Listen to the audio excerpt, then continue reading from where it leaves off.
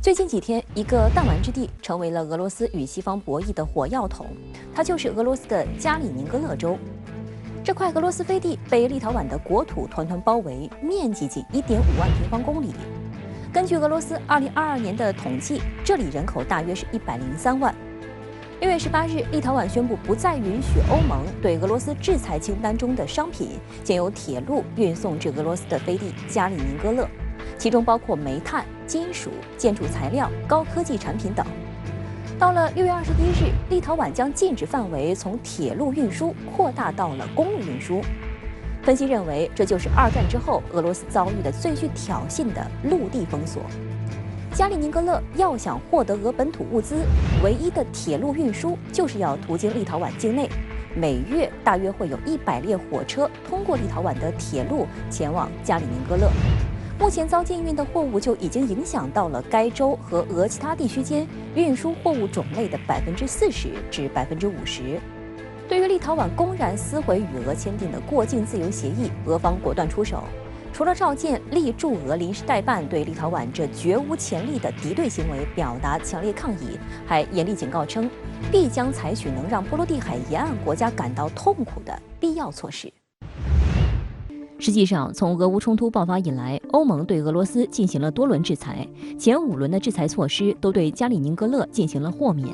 6月初公布的第6轮制裁中则没有豁免，因此立陶宛说此举并不是自己的个别制裁行动，而是为了履行欧盟的制裁措施。在宣布前，也特意咨询了欧盟委员会的意见。此外，立陶宛还特意强调自己没有全方位无死角封锁，没受制裁的乘客货物照常过路。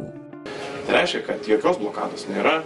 jokio uždarimo nėra, tranzitas vyksta, žmonių tranzitas vyko ir vyks, nebent Europos komisija nuspręstų kažkaip tai kitaip ir per darybas dėl pagrįstų sankcijų kažkokių, bet kol kas tokių ženklų aš nematau。分析认为，立陶宛也是借机行事，看准了俄乌战事未决，俄难以双线作战，所以选择此时给俄罗斯下套。要知道，其实自俄乌冲突以来，立陶宛就与波兰一道冲在反俄最前线，除了一早就把俄罗斯列为支持恐怖主义国家，在能源禁用方面，该国更是顶着国内超高通胀禁用俄罗斯能源。据报道，从6月18日到现在，世界各国记者云集加里宁格勒州以东约100公里。立陶宛境内的德鲁斯基宁凯小镇四处寻找第3次世界大战的影子，却发现立陶宛的边境哨所连值班士兵都不齐备。当地民兵训练的负责人则懒洋洋地表示，俄罗斯不会对我们开战。我们知道这个加里宁格勒原来是俄罗斯的一个重要的军事基地，但是从这个俄乌冲突爆发以后，其实俄罗斯把大量的原来住在这个加里宁格勒的军队和这个军事设施都抽调到了这个乌克兰前线，所以可以说现在这个加里宁格勒它的这个防务相对之前是比较空虚的，而且现在有很多军事专家评估，其实俄罗斯在最近一段时间并没有加强对这个加里宁格勒还有对这个波罗的海区域的这样一个防务，所以我觉得这个可能是立陶宛现在敢于这么挑动的一个原因，就是他认为俄罗斯现在无暇顾及这样一个加里宁格勒。分析认为，立陶宛虽然是一个小国，但野心并不小。立政府此前就多次试探，要求北约或者美国单独在他们国内建立军事基地，永久驻军，其目的就是要当东欧小国的领头羊，但被拜登政府多次拒绝。这次出头也是想进一步向美国卖好，给自己抬身价。首先，第一个就是他可能为了巩固自己的这个援乌抗俄前线的这样一个国家的地位和作用。那么有一个数据就是截止到这个5月底，其实这个立陶宛已经向乌克兰提供了超过了1.5亿欧元的这样一个援助，这个是在全球来说这个数额是很高的。希望能够达到一种让自己成为这个西方阵营里面所谓价值观外交的这样一个先锋，来获得更大的这样一个话语权，来实现自己在这个波罗的海3国里面的大国的这样一个地位和一个优势。近日就封锁加里宁格勒问题接受英国广播公司专访时，立陶宛总理西蒙尼特就强调，当前立陶宛最重要的需求就是北约增加在苏瓦乌基走廊的军事存在。苏瓦乌基走廊指的是加里宁格勒州与俄罗斯本土之间距离最短的陆路通道，有约100公里，途经立陶宛与波兰边境，再由白俄罗斯进入俄罗斯境内。近期，美国政客杂志就将苏瓦乌基走廊称为全球最危险的地方。从地图上看，若俄罗斯以武力手段取得该通道，波罗的海3国将彻底与欧洲其他国家在大陆上隔断。因此，有观察指出，立陶宛此次发难也许并不只是为了刁难俄罗斯，还意在孤立加里宁格勒。因为如果这次俄罗斯反应不大，下一步立陶宛就有可能会联合挪威、瑞典对加里宁格勒进行海空封锁。它跟这个所谓西方世界更南边的波兰接壤的这个边境线，只有很窄的大概100多公里的这样一段，所以一旦这个俄罗斯如果对它采取一个相对来说比较敌意行动的话，那么俄罗斯和白俄罗斯如果他们能够联合的话，将会对这个立陶宛实行一个这个包围和封锁的，使它陷于这样一个不利的态势。所以这个立陶宛它其实一直以来就想解决这个南部这样一个战略缺陷的这样一个问题。And I do not believe that Russia will challenge us in military sense, because we are NATO member.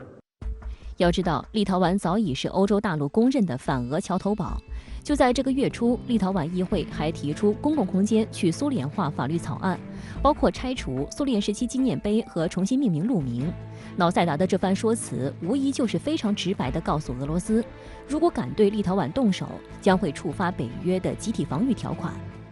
立陶宛它作为一个小国，它希望发挥这个所谓的在区域里面比较突出的这样一个作用，它就必须要在各种这个国际组织中，来强调或者突出自己的地位。所以我觉得这个也是立陶宛它通过北约来实现自己这个国家利益的一种手段吧。包括立陶宛总统瑙塞达可能是在这个北约峰会上会提出这个利俄矛盾，也是跟他的这样一个思路是一脉相承的。因为我们知道这个立陶宛它还是希望通过把自己跟这个北约和欧盟捆绑，然后来这个让北约和欧盟出面来向俄罗斯施压。如果他自己单个国家来面对俄罗斯的话，当然他是这个对抗不过的。但立陶宛能得偿所愿吗？恐怕也很难。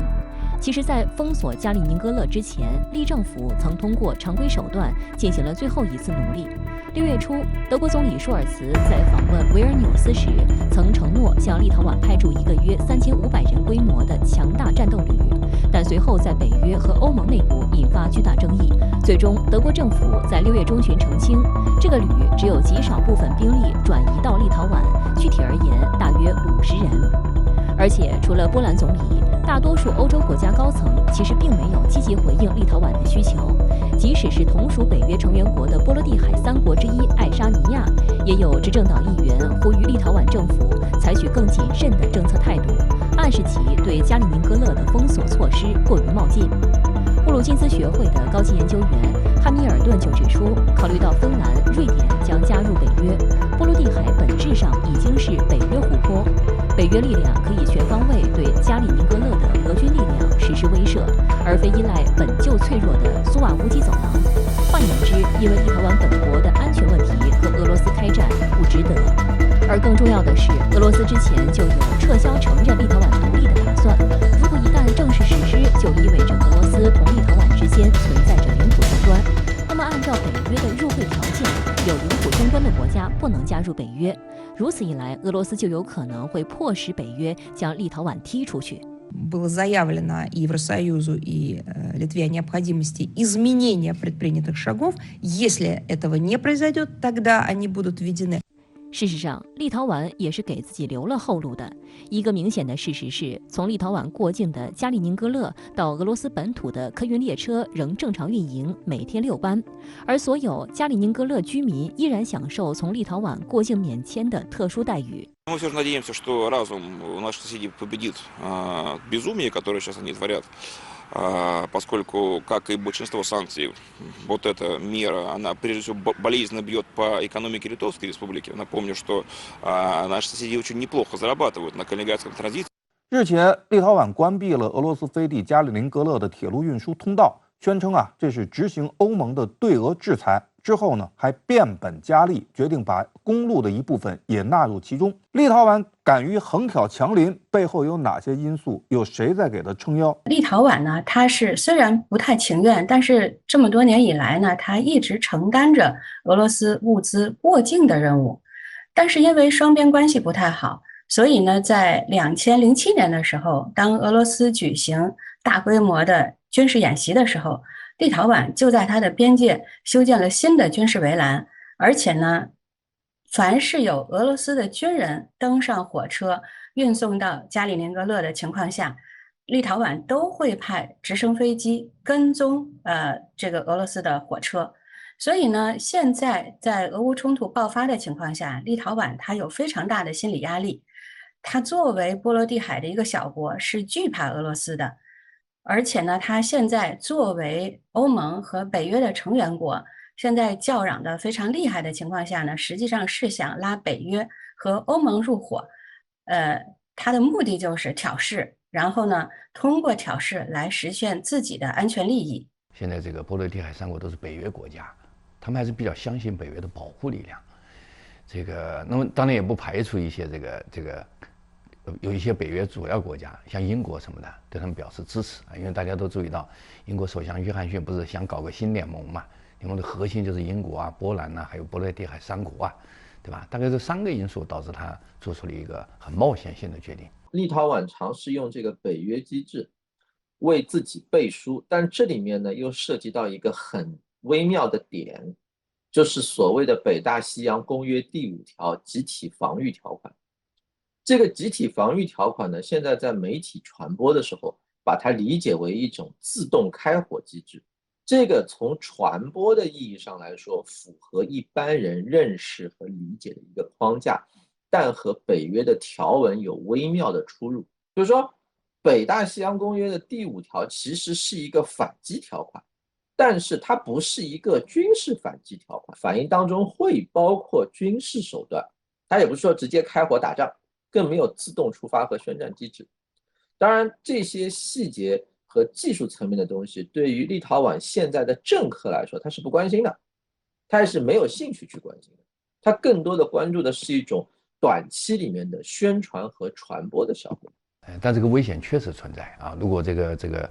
立陶宛这个案例啊，在蔓延到别的国家，是吧？那么终有一天呢，它会引起反弹啊！这一反弹就非常非常的危险啊！一旦发生了俄罗斯和这个北约的冲突啊，那么其实就是第3次世界大战了。而第3次世界大战其实是有核冲突的危险了，是吧？这个是全世界都要注意的，都要一起来制止的。在乌克兰战局不利的情况下，立陶宛出手挑事儿，是想给乌克兰减压吗？金先生，现在跳得特别高的应该是就是英国、美国，还有那个新欧洲，那么在新欧洲国家当中呢，好像这个波罗的海3国就比较突出，尤其是立陶宛啊，所以我想不排除吧，这个立陶宛这个心理啊，在俄乌冲突乌克兰方面现在处在不利处境的情况之下，他出个牌减轻一点压力，达不到这个效果，就是除非就是说自始至终你去看，俄罗斯没有对波罗的海3国去谈过这种领土诉求和。就是说，在他的认知范围里面，波罗的海3小国和乌克兰是2回事。之所以称之为波罗的海3小国，就是他们3个加在一起也没多大。他在地缘政治上就是讲人口、讲地理位置，他对俄罗斯没有任何这个意义跟价值。你说因为波罗的海的挑事儿，所以我就转移乌克兰的方向，在那边再开辟一块，这个不太可能。